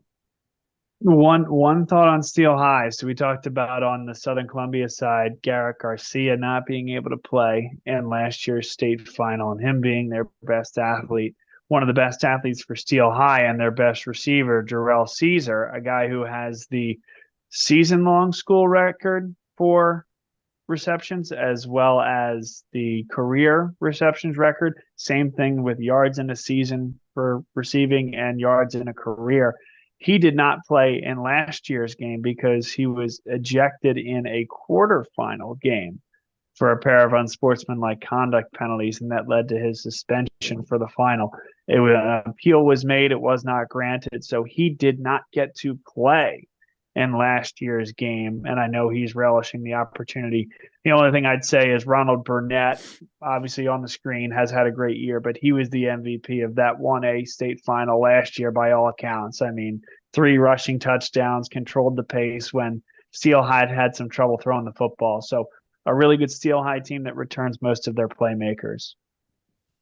And that was the last thought that I had. I forgot during my time allotment there, but it just seems to me that Steel High may have more athletes out there than Fort Cherry. I mean, obviously Matt Seg, just a transcendent player, but maybe from a depth perspective, I think Steel High maybe has more depth of talent than Fort Cherry. Ian, what do you think? That's quite possible that they do. I was going to say that Fort Cherry has only been held under 42 points twice this year, and that was against Bishop Canevin and Red Bank Valley. Canevin in the Wpial semis, and then Red Bank Valley in the state semis. And in both of those games, they scored 33 points. So they know how to score. The first time they played Bishop Canevin this year, and Canevin won the Wpial title 2 years ago, was upset in the Wpial championship game by Union last year. Canevin had a D1 recruit in Jason Cross, who's going to West Virginia at wide receiver. They got a quarterback and a slew of receivers that could throw the ball over the yard. Fort Cherry played them twice this year. The first time was a 48-41 shootout victory. The second time was that 33-21 semifinal game. So Fort Cherry has played teams that have, stacked with D1 athletes like Canevin has. When we talked about Peters Township in that 5A game, I mentioned how they had faced teams that had run the ball so much, but the Red Bank Valley team that Fort Cherry just played last week was another kind of pass happy team. They had a 2,000-yard passer at quarterback. So they've played 2 out of the last 3 weeks against Canevin and Red Bank Valley, against teams that like to throw the ball. Now, granted, the athletes on the field make the difference. That when you're going up against a kid as talented as Alex Irby, it's a little different than playing at some of the other guys. But nevertheless, Fort Cherry has the dynamism on offense to be able to score with anybody, and they've proven that this year. Southside Beaver, who they beat in the Wpial championship game, had been holding teams to like 7 or 8 points a game, and Fort Cherry put up 42 on them. So it's they can score with the best of them, and I agree. I think this has all the makings of a potential shootout, and I think I would give a slight edge to Steel High's athletes that they have, but I wouldn't doubt Fort Cherry's ability to do some things on the ground, both with Matt Seg running the ball and Ethan Folletto kind of helping out. Both of those guys average over 8 yards a carry. And then Nate Heinrich, who's, kind of the third guy in the backfield's averaging almost 7 yards a carry. So that's really a credit to their offensive line, with how well their linemen have played up front to be able to make those holes for those guys. And when we interviewed Coach Gary last week, he said, the most impressive thing about Matt Seg isn't always the highlight reel plays that he makes, but it's the, turning a 2-yard loss into a 4-yard gain, or turning a, 1-yard gain into a 6-yard gain, the little plays that he makes throughout the game to help them stay ahead of schedule and ahead of those down and distance situations. And then just trying to defend him. He made a couple of plays in the Wpial title game where he was rolling out, looked like he was going to run with it, and then pulled up and was able to find a receiver downfield for a big play.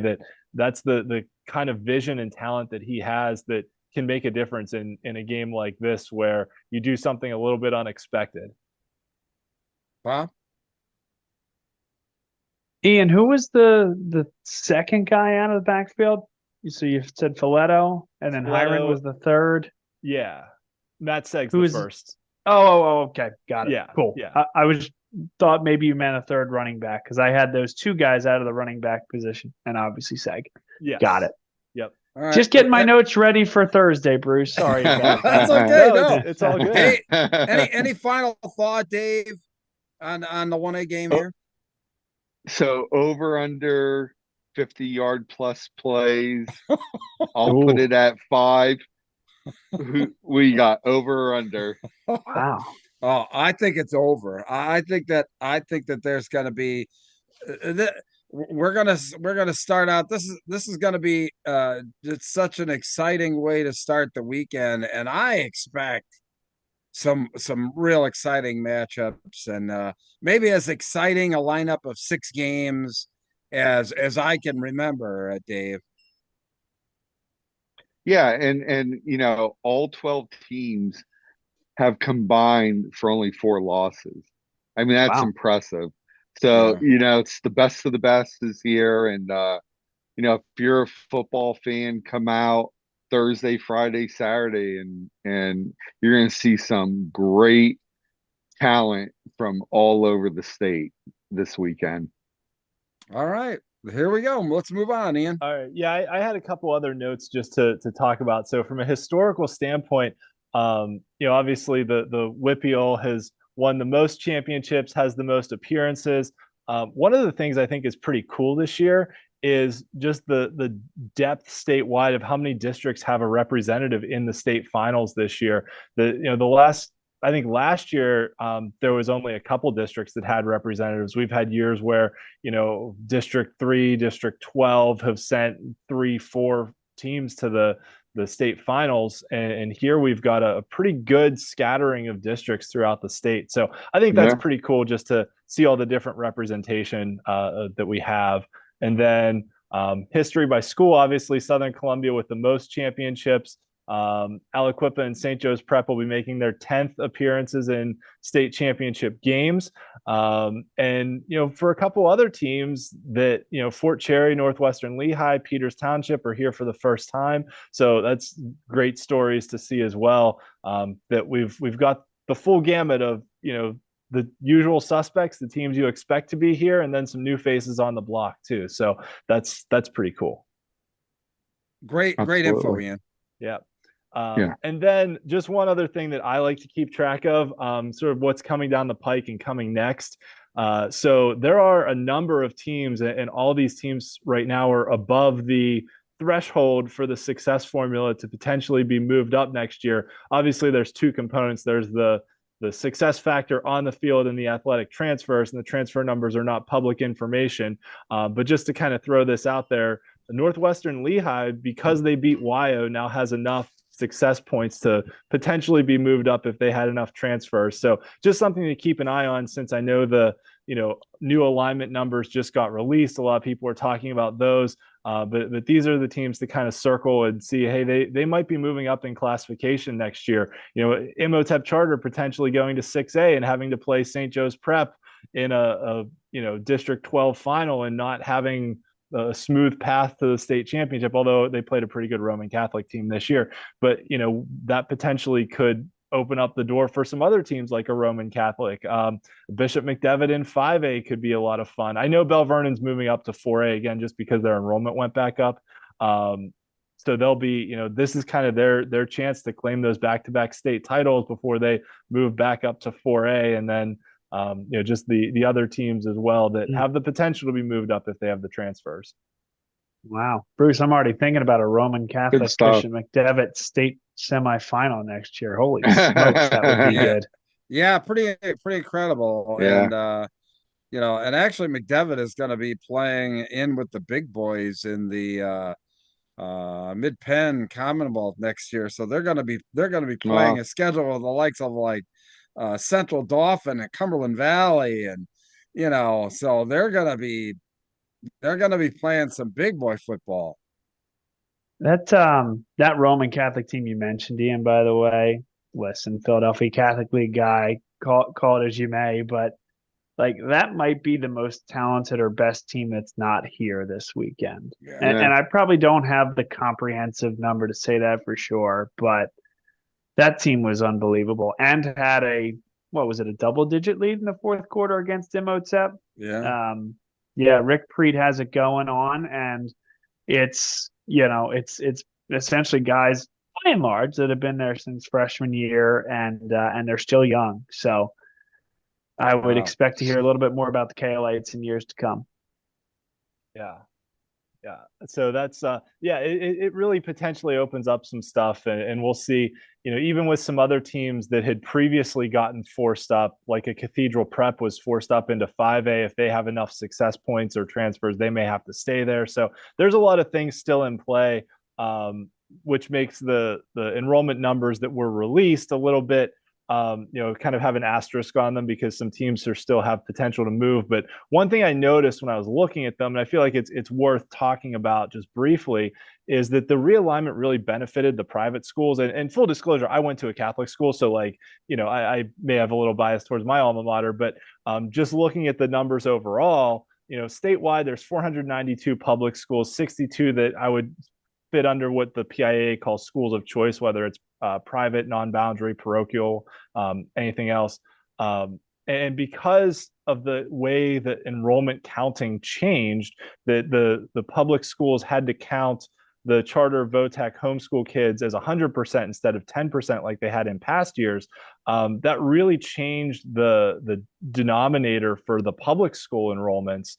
And there wasn't much change, an average change of like -2 students for the schools of choice, whereas the public schools statewide saw an average change of almost 50 students in their enrollment numbers. So that really skewed, you can see here on the chart what was the current cycle versus the new cycle we're getting into of how those numbers really moved up a lot. And it really impacted, the potential to move up and down where, only 8.5% of the public schools statewide are eligible to move down. Compare that with 40% of the private schools statewide are eligible to move down. And that's just, I took that eligible to move down of what their enrollment said they should have been this cycle versus what their enrollment says they should be next cycle. I did not factor in like the success formula of forcing teams up. So, and a lot of these teams choose to play at certain levels as well. I mean, they do, quite honestly. So, yeah, and the other thing too, there was a very interesting development here locally where Exeter, they got bumped up to 6A. Well, what did they do? They decided just not to renew a co-op, so they dropped down to 5A. so I mean, look, I'm just saying that there are ways that, regardless of whether a school is public or private, okay, there are ways that schools have an opportunity to, I don't want to say manipulate. I think manipulate is the wrong word. But I think that there are ways that schools can look at things differently. And I just gave you an example of how a public school was able to drop down their classification just by saying, "Oh, we're not going to renew our co-op contract. So we're just going to go from 6A to 5A. And the thing is that they weren't getting, I think they got like one player from the school they had the co-op with. So rather than to play 6A, we're just going to drop back to 5A. So there are ways, on both sides that schools manipulate the numbers. And personally, I think that this probably is the right way to count students. That some kids that go to charter or VOTEC schools go to the public school for part of the day and to the other school for part of the day, and they're still eligible for all the services and participation that the public school provides. So I do think it's probably the right way, and maybe we should have been doing it this way all along. And if we had been counting it this way all along, then maybe there wouldn't have been this dramatic difference between the two, and we would have just kind of accepted that certain private schools are at a certain level, certain public schools are at a certain level. But just this 1 year change, the numbers really kind of stood out to me. Yeah, it's gonna be really interesting. Some of the matchups, and then some of the ways that the teams are realigning into conferences, and there's gonna be some drastic changes. Yeah, and then just looking at it visually versus the moving up, moving down. So the schools of choice are in blue, the public schools are in orange. So you can see there's dramatically more of a chunk of the teams moving down that are the private schools of choice. And I never like to throw things out there, whether it's on Twitter or on the show, without proposing some kind of solution. So what I'll say is, looking at what some other states do to kind of equalize these things, is that they have multiplier factors for their private schools. So I think Michigan or Illinois, one of them, multiplies private school enrollment by like 1.5 or 1.6, just to kind of balance things out a little more and push some of the private schools up a little bit higher in the classifications. Ohio has this weird tier system where, depending on if you have a parent or you live in the district, you're like a tier 1, tier 2, or tier 0 student, and that factors in how you count enrollment. Some other states have, I think Georgia counts, each private school has a geographic zone, and if you live outside that zone, that student counts as 3 students instead of 1. Different states do it differently, but there's ways to kind of equalize things, I'll say. And actually maybe the right time to have made this change would have been when we went to 6 classifications, so that then it would have just been like a complete sweeping change all at once. It seems like in the 6 classification era, the states continually made these tweaks that we went to 6 classes, and then 4 years later, we're going to add this success formula in. And then, now we're going to change how we count enrollment. Seems like if they had made all the changes at once, it might've been sort of easier to swallow and to grasp, versus these sort of continual changes that kind of shake up what the established system has been. But generally speaking, I mostly just present these numbers for conversation that, I'm right, wrong, or indifferent, the numbers are what they are. Yeah. Mm-hmm. So, all right. But that's pretty much the end of what I have here. But I think as we all mentioned, this is a really great slate of games that we have on tap here for the state championship. So I'm very excited to kind of see how they all play out. I'm thrilled that Western Pennsylvania has 6 teams in 6 games. So this really is kind of a Wpial versus everybody, or Western Pennsylvania versus everybody kind of deal. Why don't you stop the screen share, and then we can all get back on the screen here real quick, and then and I did wear my Wpial versus All Yins shirt for the show tonight. So that's funny. It is funny. Great job on all of the stats there, Ian. I can't. That's just way too good. But Dave, you got something? Yeah. So since they've gone to 6 classes, you have 5 WPIAL teams in the finals. The last time that happened, I think, was 2021. Mm-hmm. Yeah, and I think we won it's 4 impressive. of them. Maybe it's not Yeah, we. It's not very we. I'm not impressive. part of it. I'm just the guy that talks about it. Yeah, he's just the guy that talks about it until they win, and then he's Mr. WPIAL. No, I'm just kidding. No, it's I think that the slate of games that we've got this year, you talked about it, Dave. Only 4 losses amongst 6 championship games. I think that the Yeah. depth of talent in all of the games is as good as I've ever seen it. What do you think, Bob? Agreed. Absolutely. Yeah, I can't wait to kick off on Thursday. It's that great time of year, and I think there are several matchups where it's either a rematch or a team that won last year against a team that I think this year is a little bit more prepared than whoever that opponent was in last year. 1A is an example. 2A, I think Westinghouse, it's a great rematch, and Westinghouse is probably more prepared than they were last year. And then there's a game like Dallas where we all expected McDevitt against Aliquippa, and Dallas inserted themselves into the equation. So, yeah, I think there's a little bit of everything for everybody, and it's a great time to watch 6 games. Great time to call 6 games. I'm really excited. Great time for you guys to run up and down the sidelines for 6 games. And Ian, one of these years we will get you out here. Yeah. So. Yeah, Sometime I'll save some vacation days and try and take them in early December. Aren't you like the rest of us? Fun. And like it comes down to like the last couple of weeks of the year, and you've got to use all your PTO. I've got a trip scheduled between Christmas and New Year's this year. Okay. I'm going with my that's son to great. Rome, so I had to take my time off then. Wow, well that's going to be a great trip, and what I can't Absolutely. believe is that the season is over. It just seemed like we just got started. Yeah, this year's flown by. And I'll say for the local folks watching the show in Western Pennsylvania, I was talking to our friend Dan Zangrelli from KDKA Radio, and they'll be broadcasting all 6 games this year, which I think is unprecedented for a Western Pennsylvania radio station to be broadcasting all 6 championship games.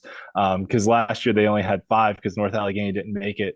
They lost to State College in the quarterfinals. So KDKA Radio here locally will have broadcasts of all 6 games. So Dan's a friend of the show. He was on our show last year. So shout out to them. If you're out here in Western Pennsylvania, you can check it out. And Bruce, make sure you meet up with Dan and say hi to him. I will, and let's not forget our buddy Bob Long. He'll be on the color for all 6 games on the NFHS network with our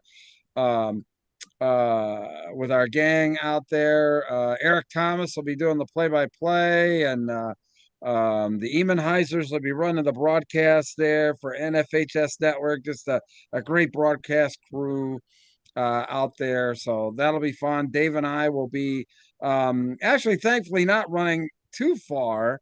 I usually like to plot myself under the goalpost and what have you, but we'll be Dave and I will be out on the field. We'll be on Twitter and Instagram. We'll actually be doing some pregame and halftime and post-game reports on Twitter, Instagram, YouTube. I don't know, all that social media stuff. So I think we'll have it just about all covered. So we hope everybody will tune in as we move on to the state championships this week. And I think, Ian, you and I are going to do a Wpial recap show next week, right? Yes, we will. Well, so we'll be back with the Blitz show. I think this is the last FSOD of the year. I want to personally thank Dave, MIKA, and Bob Long for joining me on Fresh Set of Downs this year. I mean, we had a rough go of it because the Phillies playoffs seemed to really take their toll. Every Monday, Bruce. Every Monday. Yeah. What can we say? I know. Hey, it is what it is. But we had a great time on our podcast all year long, and I tell you what, this has been a great show. Thanks to all you guys, and thanks to all the fans who've supported these podcasts all year. We can't thank you enough, and all the kind words. We really appreciate it. So listen, for Dave, MIKA, Ian McMeans, Bob Long, My name is Bruce Badger. Listen, thank you very much for joining us here on the Wpial Blitz Show, fresh set of downs, Cumberland Valley preview. Enjoy